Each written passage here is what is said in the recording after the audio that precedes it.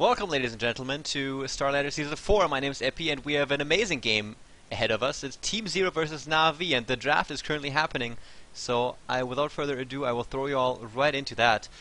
Thanks for tuning in again. We've been waiting for a little while. We got some delay. Just before the game starts itself, before the draft itself starts, Kuroki will give us a post-game interview. Whether it's a win or a loss, it don't matter. So, yeah, to all the people that have been hanging around in the chat and talking to me and asking for pairs and stuff like that, thanks for joining. I really appreciate it. And again, I will have to repeat myself. This is Puppy going up, or Kuroki, I should start with him, going up against his old-time buddy, Kuroki going up against Puppy in the draft. Two great minds going up against each other in the draft. This will be quite interesting. Leshrac and Batrider taken out. Usually we see Bounty Hunter, for example, is one of those heroes that you really need to get rid of, but Kuroki will have the first pick, so if Puppy does not ban him out, I can almost guarantee you that he will pick a Bounty Hunter. Okay, TA gets taken out. There we go, Bounty Hunter first pickup from Kuroki. Something that Puppy was willingly giving away by taking out Wisp as well as Templar Assassin. Keep in mind, guys, this draft is going to be really intricate. A person like me is never going to be able to tell you all the things that are going on inside the draft. I can just let you know kind of in what direction they might be thinking, but Kuroki and Puppy are on a whole nother level. I mean, I saw a bunch of interviews of the Chinese where they talked about how Puppy kind of tricked them into picking up the Naga Siren, even though that was what they really wanted to do. And if you've drafted yourself for a game, it's like, you know, that picture of the dog that says, "I have no idea what I'm doing." It's something like that. And Kuroki versus Puppy is a whole nother level.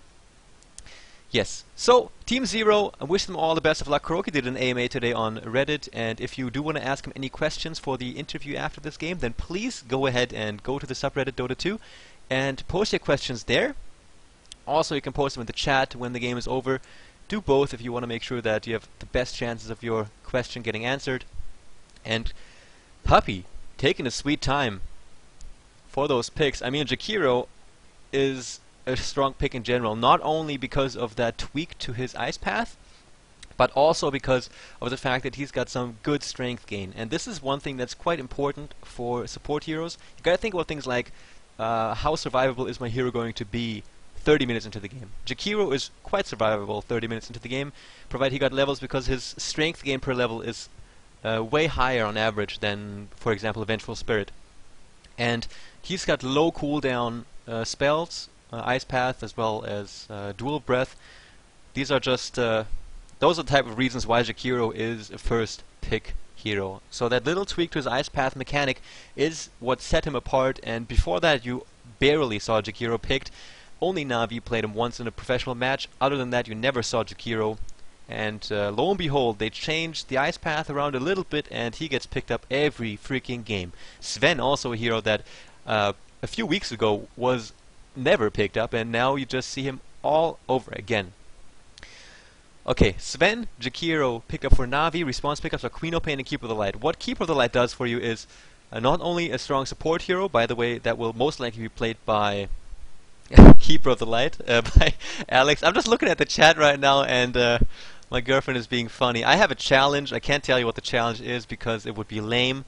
So if you're watching this on YouTube, then maybe, I don't know. I doubt that you will find out. You just gotta check out the live stream. And okay, Keep the Light. What makes him good is a good support here for Alex, and Blind. I think it's Blinding Light, the skill. Amazing for heroes such as Sven, because Sven is the type of hero that runs in. He's like, I will hit you. But Keep the Light is the type of hero that says, here you cannot hit him. You can only hit him 20% of the time because I am blinding you, which is kind of mean. And Queen of Pain will probably be played by Feta. Also, the newest edition, along with No Paz, is technically the newest edition, and Feta is the second newest edition. Feta and Paz, the latest two players.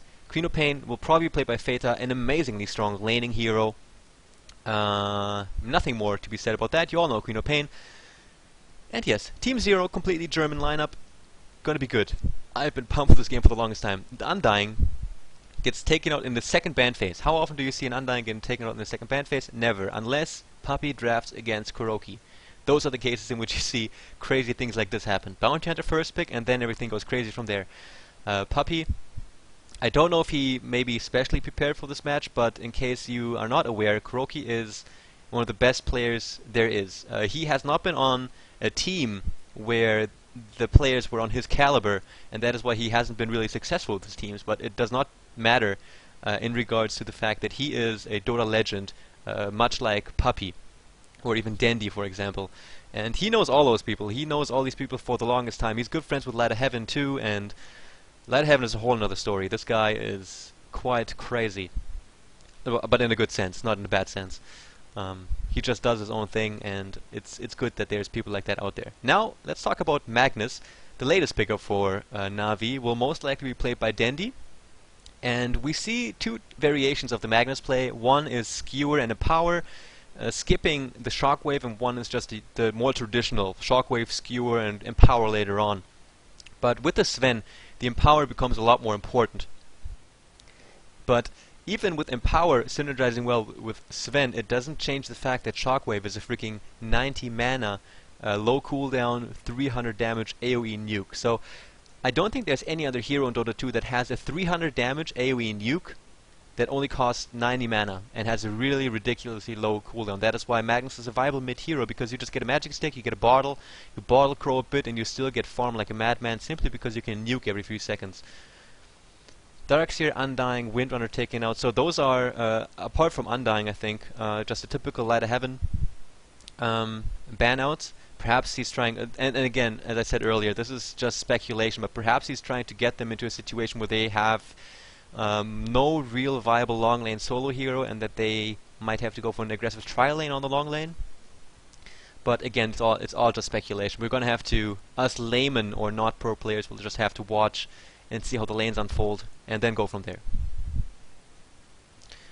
Alright, who do we have there? Mark0678 in the chat, thanks for joining. You are calling Void for Team Zero. He could fit into this. I mean, they need a hero that is able to just whack away at them. Enigma, by the way, picked up by Puppy now, so that's his hero. He is calling the Void.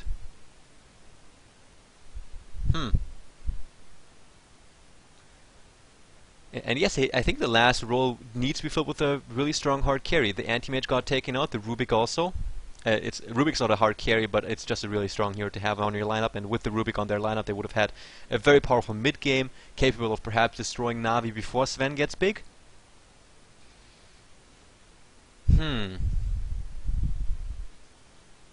Kuroki's probably asking himself right now too, what should we go for? I mean, Juggernaut is there. Fade Up plays a fantastic Juggernaut. Other than that, okay, Paz will be playing Bounty Hunter, keep the late by Alex. Feta will play Queen of Pain, I think. And a Phantom Assassin! Alright! So you are wrong in the chat, but thanks for trying, I guess. But all of us were clueless in that regard. We didn't really have a clue about what they were going to go for. And Black is going to play Phantom Assassin, and Light of Heaven is going to play Broodmother. So the picks are complete. Kuroki is going to play Keeper of the Light, and Shadow Shaman will be played by Alex instead. Kuroki plays a phenomenal Keeper of the Light. You can distinguish Keeper of the Light players by the way they utilize, of course, Illuminate is a difficult spell to land because you need to be able to predict the way the battlefield is going to change, but to also abuse the knockback from Blinding Light to really switch things up in heated up situations. The Blinding Light is really going to be big against Sven pre-BKB. And here we are, guys, in the game. Let me go like this. Shazam. Thank you all very much for watching. I hope you guys are as excited for this game as I am. Holy crap. Team Zero versus Na'Vi. Paz is playing Bounty Hunter. This guy's been playing nothing but Bounty Hunter for the past 3 days, and he's been playing it phenomenally. Alex is playing Shadow Shaman. Black, PA, Kuroki playing Keep the Light. Feta, as expected, on Queen of Pain. We got a little bit of all chat going on, so Perhaps this is something in regards to the International 2. Dandy, of course, is playing Magnus. Puppy, of course, is playing Enigma. Arzard, of course, is playing Jakiro. Revost is, of course, playing a pimped out Sven. And this guy, Light of Heaven, forever alone on the long lane.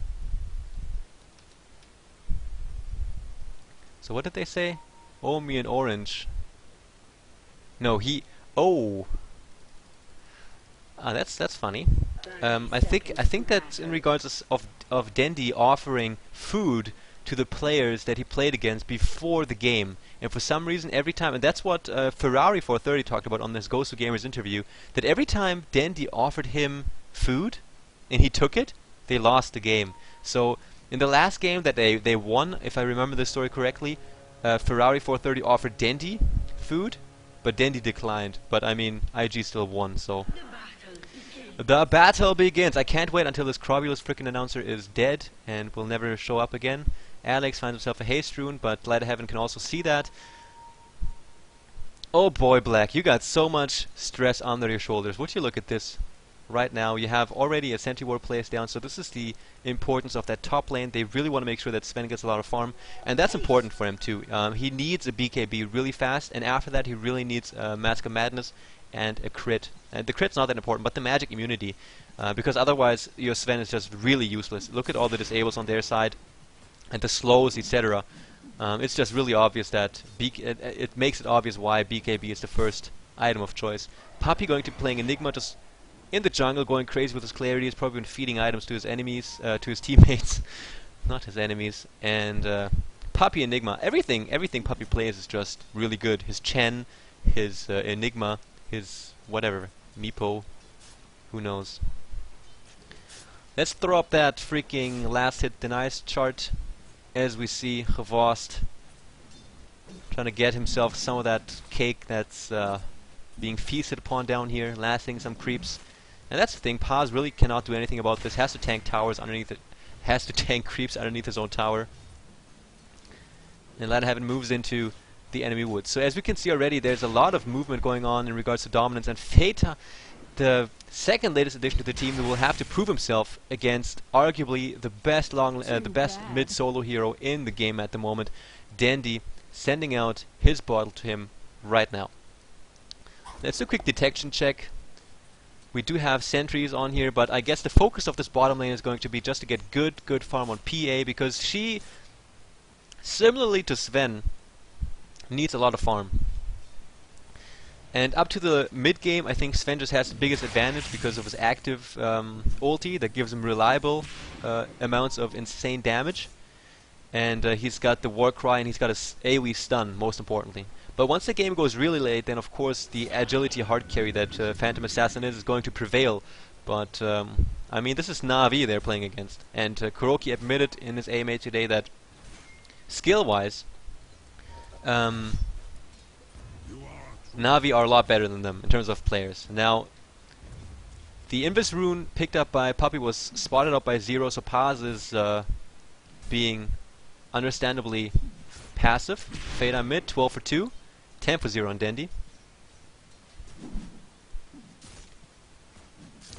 Watching mid solo matches against each other is just really interesting, and Dendi now has to Bottle Crow, and this is typical Na'Vi play right now. Almost 3 minutes into the game, they're already pressuring, and Kuroki is moving up. They want to fight this. They do not want Na'Vi to have their game and get that early advantage. Paz moves up. Arzard is here on level 3. 2 on Dual Breath, 1 on the Ice Path. Usually it's the other way around, but Arzard wants the damage. The Glyph is now forced out, and another Illuminate. So I think they might be able to hold this, but it's just 2 heroes, as I mentioned earlier, and now the creep aggro is pulled down. So this is strong stuff. We have a ping going on from Puppy right now. He's probably going to pull this creep camp up here right now. Or not. Hard to say. Okay, here goes Arzard. So what they're trying to do is doing these single pulls, so this is not even a complete single pull, it's a little bit stronger than a single pull, is to get a double wave in, but it failed. So top tier 1 is safe for now. 12 last hits now on Light of Heaven, that's actually a lot. And Alex did not place down a Sentry Ward yet. They might need to think about just placing 1 down to auto-attack Light of Heaven down a bit. Because Light of Heaven has 13 for 2 on level 4, and what does Paz have? He's a whole level behind and 5 last hits at that. Let's check out the overall gold quickly. It's still fine, but we all know how crazy Light of Heaven can get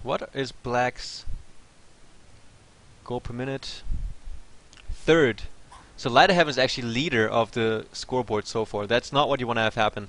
Paz is 9th, just above the hard support. So if we look at the overall goal, it's wow. Would you look at this, guys? It's big. It's a huge advantage right now, mainly because the strategy of Zero in the early game really kind of didn't work out. Again, largely brought to you by the fact that Puppy was there at the right point in time and that Light of Heaven got a kill on that Rasta. Paz died on top to Sven in the meantime. Sorry for missing that. Another important kill for Na'Vi. And they've been focusing a lot into the middle lane, and Dendi managed not to die yet. And unfortunate again for Team Zero that they weren't able to get a kill, or at least have Dendi there. Black has to TP himself back to base. That's precious time wasted, and no more income for him. Look at the warding from Na'Vi on the minimap too. It's quite aggressive. Movement now into the middle lane. Pings are going out. And Dendi salving up. So right now things are destabilizing. You can see the laning phase kind of ending. Only Havas is remaining and Black is coming back onto lane because they know how important the farm is. Dendi comes in, his ultimate is ready, gets hexed by Alex. Fada also joining the team fight. There goes the stun from Puppy. Ice Path goes through, Skewer back in. And now ultimate used by Fada, ultimate used by Dendi. Arzard might be in trouble, but the stun is too long and the nuke from Dendi secures the deal, or the kill rather, on Fada. 2-0 again for Na'Vi and Kuroki exchanging hits with Dendi, but there's that low cooldown, low mana cost nuke. It does a crap load of damage, and whoa, what is happening here? Black comes in here, gets a kill on Arzard, but he's going to let his own life for it, falls to Light of Heaven.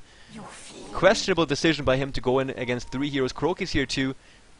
He's on level 6.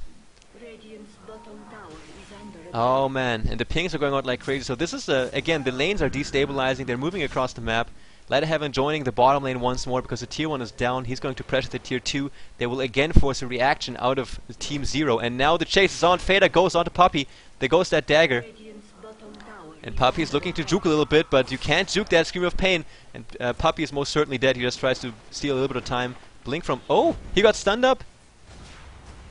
And it's a track kill, so I guess that got a little bit more time. Now Light of Heaven hexed. Alex gonna take a fall. He dies to the Magnus nuke. Dendi might be in trouble. He doesn't have the ultimate. Nuke goes up from Fada. He skewers himself away after Kuroki. He will die first though. Dendi now being chased. He now falls too. Arzard turns around Ice Path onto Fada as well as Paz. Light of Heaven isn't sure whether or not to fight. There's 3 heroes here from Team 0. Brute gets the kill on Queen of Pain. Wow, what a burst damage on her. And now PA gets the kill on Arzard in turn. Paz has to go invisible and get the frick out. And so does Black. Only 4 kills for 0 so far. Black turns out to fight against Light of Heaven, and it might be successful. No mana for the track on Bounty Hunter. That is quite unfortunate, and now both of them have to back out. Light of Heaven got what he wanted. In the meantime, Havas has just been pressuring top like a madman. And yeah, Brute Mother had a good time on bottom. They weren't able to get a kill on her. They weren't able to deprive her of too much farm early on. And there you go. Na'Vi taking a big lead early on. And it's not even like Zero is playing a bad game. They're not making any big mistakes. It just seems that the game that they're playing is not as, you know, as well choreographed as Navi's play at the moment. And that is kind of the crux, I think. And that's also the biggest, one of the biggest problems in my mind when you are thinking about creating a team and becoming one of the best teams there is. Because Na'Vi have been one of the best teams there is for a long time. They know each other, they've been playing with each other for a long time. And if you're a new team, of course you need to get used to each other. And there's certain levels of getting used to each other. Oh, Dendi, knowing him he's going to... Yes, there he goes. I was going to say, knowing him he's going to use the ultimate just for 1 kill. Puppy's here as well. Is he going to go for the black hole? Who knows? They don't need it. Jakira gets the kill on Keep with the Light, and Puppy has been there just with his presence, making sure nobody comes to help because he's like, I got a black hole, guys. Don't you dare. And now they move in for the tier 1. They don't have the big Illuminate nuke to stop the creep wave, and this appears to be a free tower. And look at that, Black again has to team himself away, and he might even drop, yes? He does drop to the nuke from Brute Mother, and their game is now crumbling apart, unfortunately. But again, it doesn't seem like Zero is making mistakes. They are just getting outplayed. You have to kind of say it like that, I guess. Maybe outplay is not the right... oh, Fada. Chain stunned right into the grave. 4 to 13, and Na'Vi just showing that they are a freaking good team. Kuroki gets caught out once more. Khavas is there. Chainstun is there. And they do so much damage. What a strong combination. Nuke misses. Don't matter. 2 heroes dead. I mean, look at that. And that's what I was talking about. Sven, early to mid game, is better than a PA simply because of that stun, of the war cry. It's a good nuke too. It's an AoE stun, AoE nuke. It's just amazing. Combine it with the ice path and the nuke from Dendi and Puppy. They're now smoking up already. It is just very good. A very strong lineup. Puppy did a really good job drafting here, and unfortunately for Team Zero, their bottom lane with the Rasta and the PA weren't able to get too much pressure onto the Spider.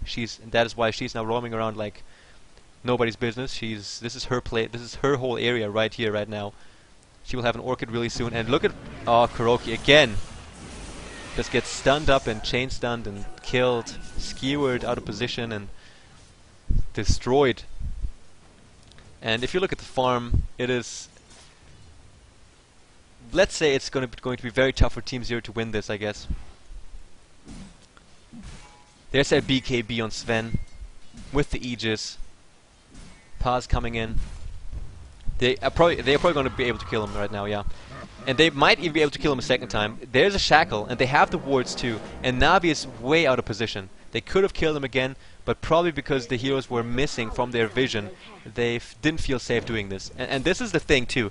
If you're playing against a team like Na'Vi, they have an aura of dominance around them. You don't see them on the map, and you automatically assume that an out-of-position Gevast is in reality just baiting, and you shouldn't go for the kill.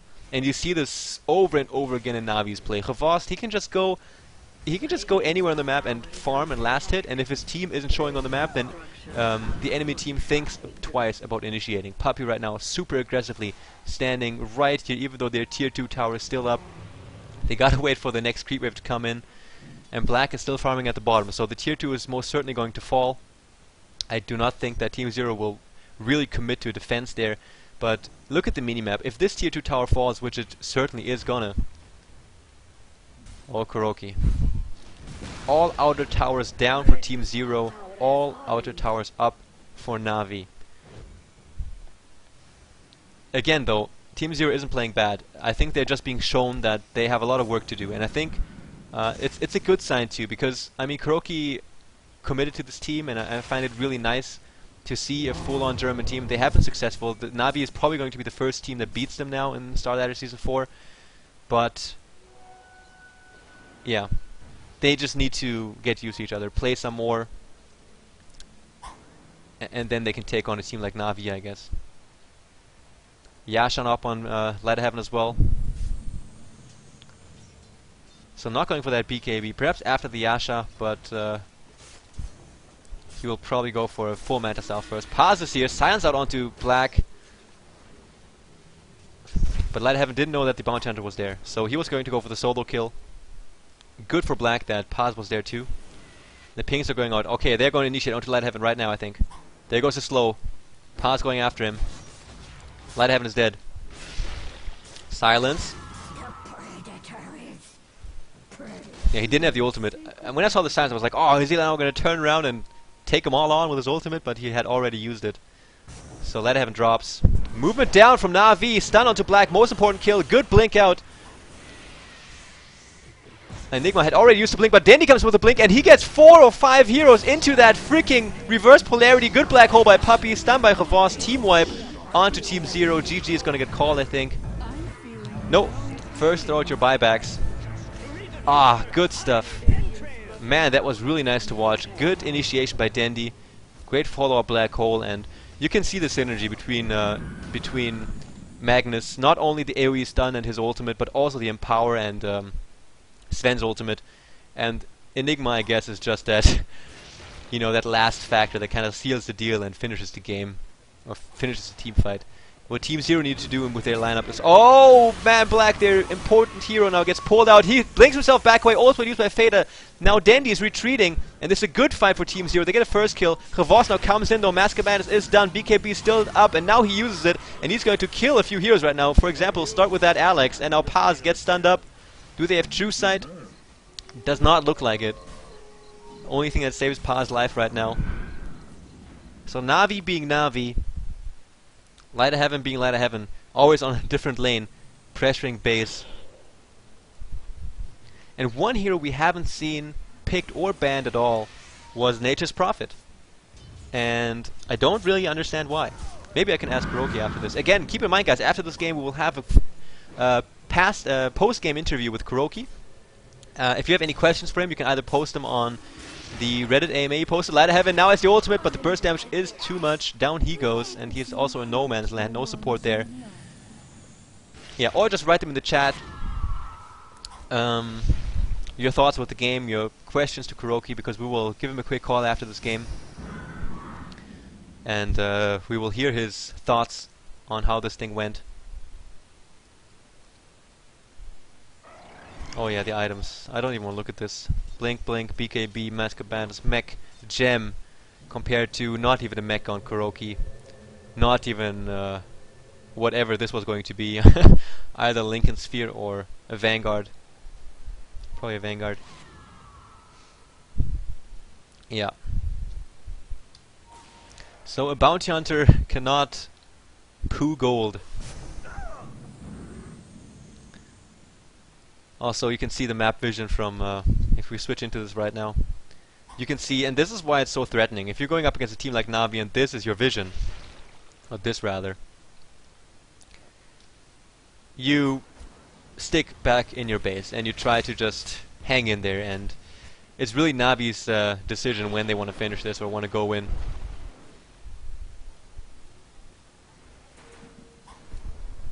Dagon on Arzard, cheeky bugger. Arzard tends to go for, you know, random items when he knows the game is won. During ESWC he played, he almost got Yasha on every single hero.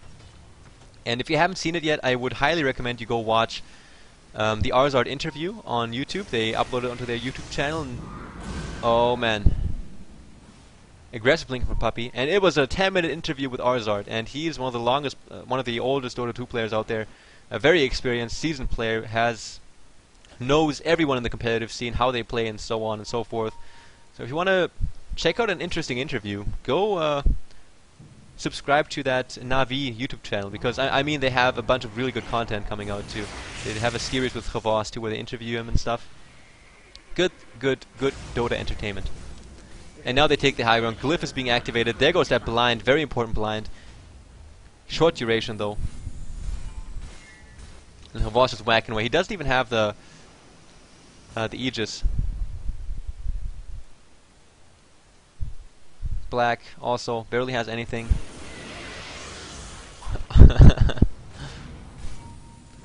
and you can count on Denny looking for the initiate.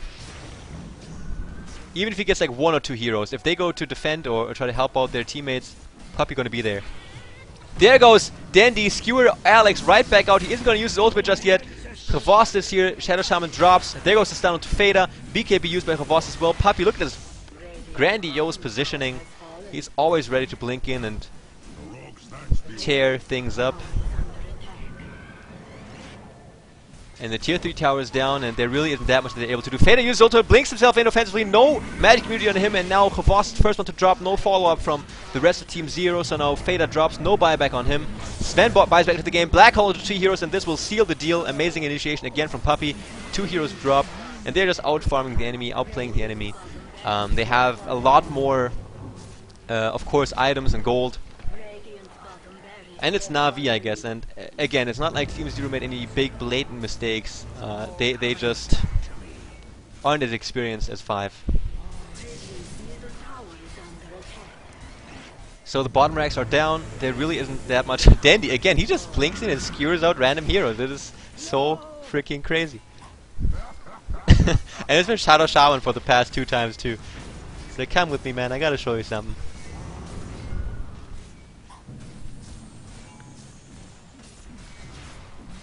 Blink in from Black. He doesn't have the items though. So this is also, you can see it's 23 minutes in and one team has already taken the second set of racks. This is kind of the reasoning behind heroes or like those typical hard carries not really existing that much anymore. Dandy gets stunned up. TP from Fada. He's gonna go focus him right now. Dandy gonna take a fall. He's out of mana. He's out of everything. Oh boy. Dandy really just survived that. Making me eat my words. And even Fader right now going to get focused down by Light of Heaven. He doesn't have the ultimate though. Now he's going to take a fall to the Illuminate. And now Arzard, mana, burned and stunned. There was the track. He's dead too. And really for Vossa there's nothing that he can quite do about this. But still, Navi gets 2 sets of racks and it is only a matter of time. Roshan is back up. I doubt that Navi will go for it.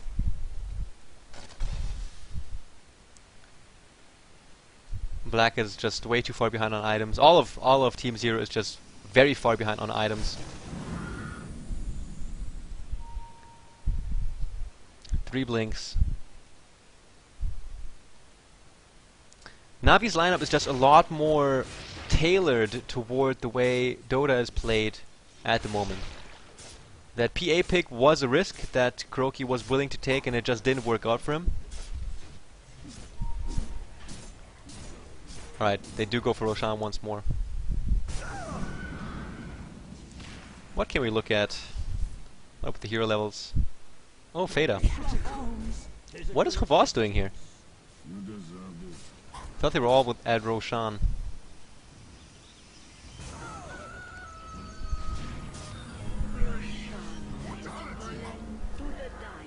Alright.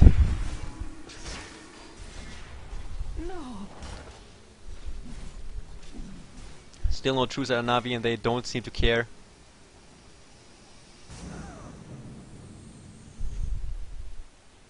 Puppy again played just a tremendous game. Every time you see Puppy play, it's a lot more about positioning than anything else. He's that strategical type of player. For example, he played a hero like 1 second. He's probably going to go for it as soon as one or more hero comes up from from Team Zero. There's the Ice Path. The blink is up in 2 seconds. Puppy probably just waiting for it. Nah, don't need it just yet. Shadow Shaman takes a fall. There goes the nuke. Fader miscalculating the range of his scream a little bit. Slow goes out on Puppy. Pass now going in. Oh, Puppy. Pops the mech. Oh, Dandy ultimate. Puppy. Free black hole. There you go. Not even needed. Oh, man. And this is old school Magnus, man. Battle Fury. Remember those Dota 1 days where you go Battle Fury on Magnus? Ah, the nostalgia. And Mega Creeps for Navi. 26 minutes into the game, they are winning this. Man, that freaking Dandy. Blink in, skewer out. And there really isn't that much else to say. I don't see a single point in the game where Team Zero threw the game away or anything like that. It's just unfortunate that their playstyle wasn't executed well enough against an elite team like Navi.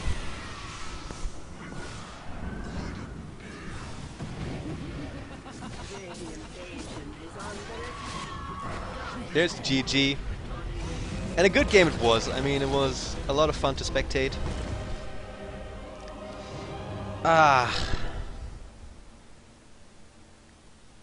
Let us wait for that end game screen. And let's have a quick look. As you can see, the item difference is immense. And it's like that in Dota. I mean, they had a really nice lineup drafted for themselves, and Team Zero were the ones that depended on a little bit more stable laning phase so that PA was able to get her items up a bit more, and it just didn't work out for them. So, let me finish up the recording. I want to thank you guys for tuning in and watching this game. I hope you enjoyed this. My name is Epi. Please check out epicommentary.com and you can find my social media sites right there, and also hit follow on the stream so that you're notified whenever a stream goes live. And yes, thanks for tuning in, and I will stop the recording, and coming up shortly is the post-game interview with none other than Captain of Zero, Kuroki. So stay tuned, guys.